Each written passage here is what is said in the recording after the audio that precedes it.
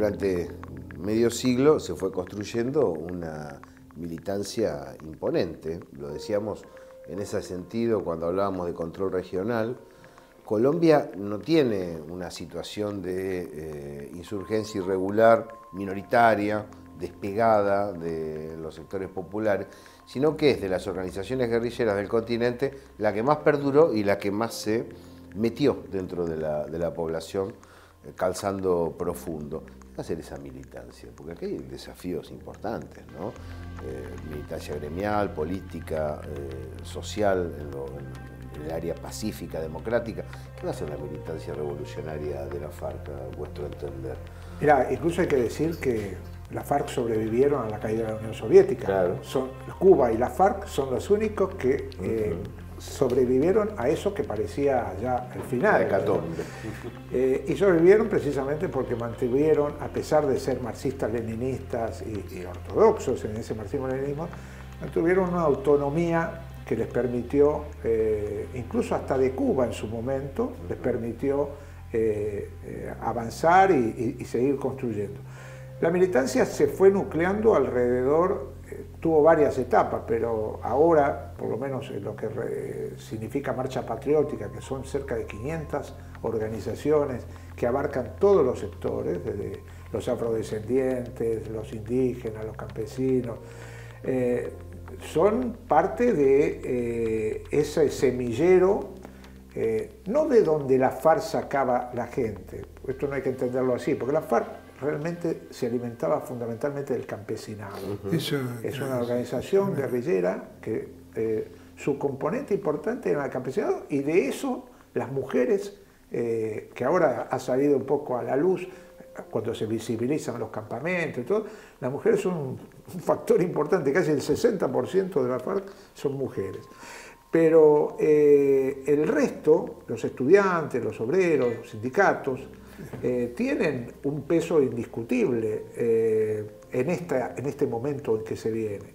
Y esos tienen muchas cuentas que reclamar, porque tanto la cumbre agraria, el paro agrario que se hizo en 2 oportunidades, Santos no le ha cumplido ninguna de las reivindicaciones, a los estudiantes tampoco.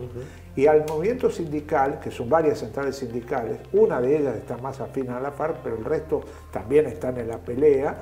De hecho, están diciendo de que, bueno, una vez que pasemos el plebiscito, vamos a ver qué dice el gobierno de las demandas que estamos haciendo salariales y también de los acuerdos, porque protestan abiertamente contra los acuerdos de libre comercio que Colombia ha encaminado en este último tiempo desde que entró a la Alianza del Pacífico y que desfavorecen a los movimientos populares, sobre todo a las estructuras sindicales. Como dato estructural vale decir que aunque tiene características semejantes a la Argentina, en lo territorial y en lo numérico poblacional, debido a la monoproducción no ha logrado hacer un salto industrial. Es decir, el asesinato de Eliezer Gaitán tuvo un sentido, el sentido de no permitir que haya un peronismo, un nacionalismo popular industrial en Colombia que traslade la renta petrolera hacia la producción industrial, eleve el valor agregado del salario y de la producción interna, ¿no?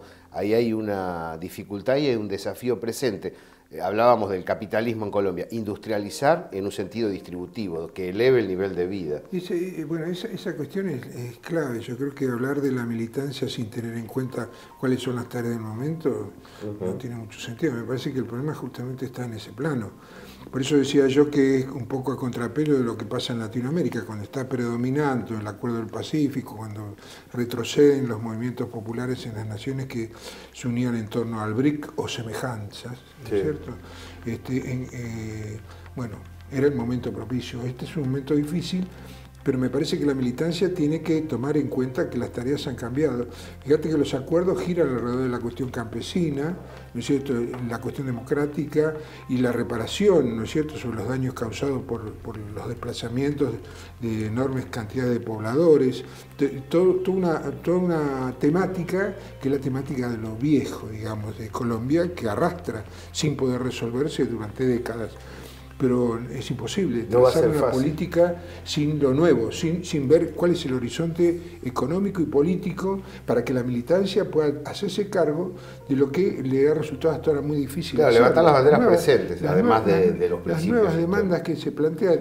Pero Que vos no es fíjate que va a casual que ser muy en difícil. las grandes ciudades es donde más problemas tenemos. Porque el avance que tiene Estados Unidos y sus sectores aliados es contra eso. Es decir, contra el Movimiento Nacional en la Argentina, contra Lula, contra la CUT y el PT en Brasil. Claro. Es decir, bajar el costo del salario, bajar el ingreso público promedio a través de la transferencia de recursos.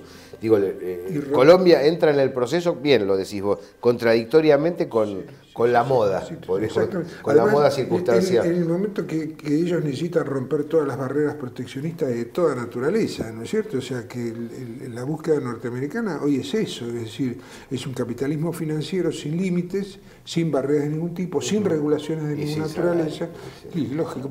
Además, tampoco les importa tanto de la producción, el problema industrial en ese plano, porque hoy están en la empresa globalizada y lo que mucho de predomina subsidios. es una alianza del gran capital financiero concentrado y el sector más monopolizado de la producción industrial, que está vinculado a las industrias informáticas fundamentalmente, ¿no? O sea, la producción hacen el tornillo en Shanghái, la biela la hacen en Malasia y otro tornillito en otro lado, es decir que tienen una mirada donde los estados nacionales son un estorbo muy grande, ¿no es cierto?, para ellos.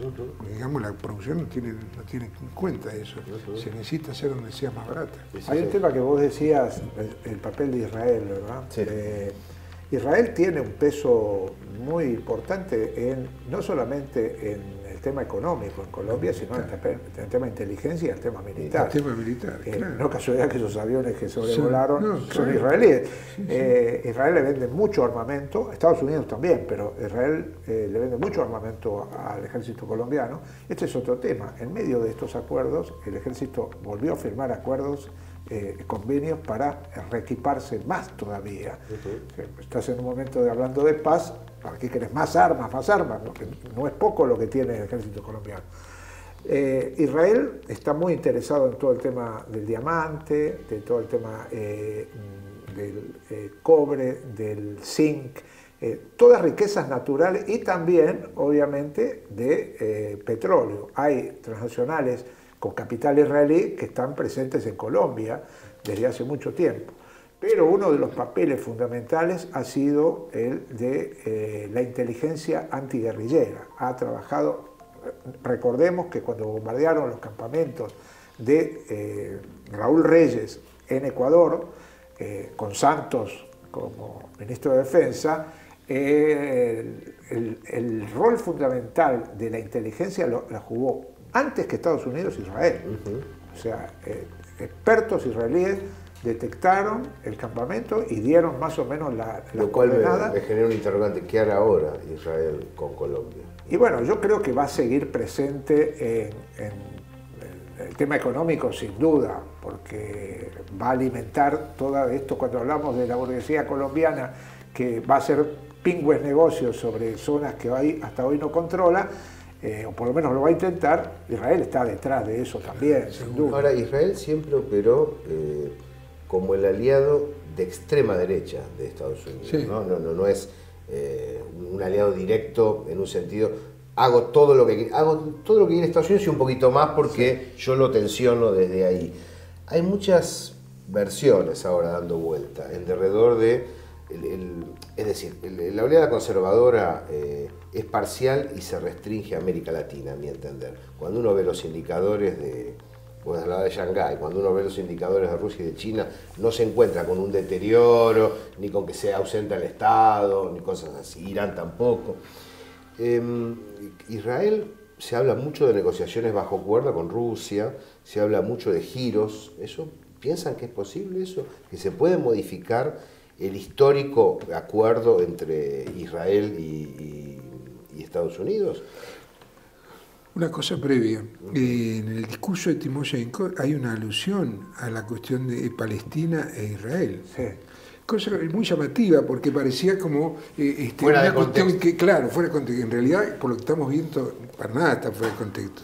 Es parte de un programa político que ellos tienen que tomarlo. Indudablemente, en la política internacional que se debe fijar con claridad el nuevo partido político que surge la FARC, va a ser sin duda alguna un elemento muy a tener en cuenta. Pero es interesante como dato, de que están muy advertidos ellos de esa situación. Yo creo que es difícil que se rompa la alianza Israel-Estados Unidos. En todo caso, se redimensionará y tendrán que colocarla en otro lugar, ¿no? Acaba de morir Shimon Peres, ¿no? Sí. Un dato sobre la cuestión. Creo que eso no necesariamente lleva a que haya una ruptura, en todo caso una reformulación como todas las cuestiones que Estados Unidos viene llevando adelante, es decir, más que romper, bueno, acomodan a nuevos rumbos de la situación internacional y de sus intereses que van también variando y cambiando. En ese sentido no creo que el lobby norteamericano que a favor de Israel tiene un peso económico en Estados Unidos demasiado fuerte, ¿no? Como para Claro, que en todo caso será un acercamiento a otras potencias para lograr más cosas Claro, de las sí, que ha sí, logrado. pero no, Fíjate el saludo a la bandera que han hecho Trump y Hillary Clinton en los el dos. debate. Bueno, Sí. Trump fue, como siempre, un poquito más allá, diciendo que Jerusalén va a ser la capital, si yo llego, va a ser la capital histórica de Israel. Y Hillary no le va atrás. Claro. El lobby judío norteamericano tiene con Hillary Clinton una relación carnal. Sí. Eso, de alguna manera, yo creo que va a seguir potenciando la relación con Israel. Sí, lo que ha cambiado, y esto también hay que tenerlo en cuenta, es la relación de Estados Unidos con Arabia Saudí. Sí. Fíjate la visita, el encuentro ahora de Arabia Saudí con Irán, en medio de toda la agresión a Siria, Yemen, y Arabia Saudí como una de las jefaturas de la OTAN árabe que está bombardeando Yemen, de pronto aparece en medio de esta decisión de Estados Unidos de permitirle a las víctimas de las torres, de la caída de las torres, hacer juicios a Arabia Saudí. Arabia Saudí parece que le responde y dice, bueno, también vamos a tener relaciones con Irán, que es el enemigo de Israel y de Estados Unidos más importante en la zona. De la zona, ¿no? Han cambiado, bueno, y lo de Turquía también, ¿verdad? Todo. Pues es que es interesante eso, porque el dumping petrolero impuesto por Arabia Saudita como un acuerdo con Estados Unidos golpeó a varias bandas, golpeó todo Medio Oriente y América Latina. Y mirá el destino de los países. Y eso generó mucho malestar en la zona. Cuando surge el tema del asesinato de clérigos chiitas en Arabia Saudita, que hay problemas fuertes en la frontera, nosotros veíamos, preguntábamos a los amigos que conocen el territorio y todo, es que hay mucho malestar árabe con Arabia Saudita, mucho malestar. Creo que hay una presión que está relacionada con esto, que lo lleva a reorientar una política. Por eso además Estados Unidos va sobre Qatar, va sobre otros aliados que tienen una enorme producción petrolera. Hay que prever novedades, creo, importantes de parte de la política norteamericana. El giro de Brzezinski es llamativo, ¿no? O sea, el hecho, él ha dejado de plantear lo que planteaba sobre la necesidad, ¿no es cierto?, de recomponer la hegemonía internacional, ha planteado que es imposible. Bueno, ahora charlamos sobre eso también porque está relacionado. Es un dato muy fuerte para que un tipo que ha sido el eje, ¿no es cierto?, de la política norteamericana durante años, el eje estratégico, me refiero, pegue un giro de ese tipo, ¿no? Seguimos tomando como eje Colombia.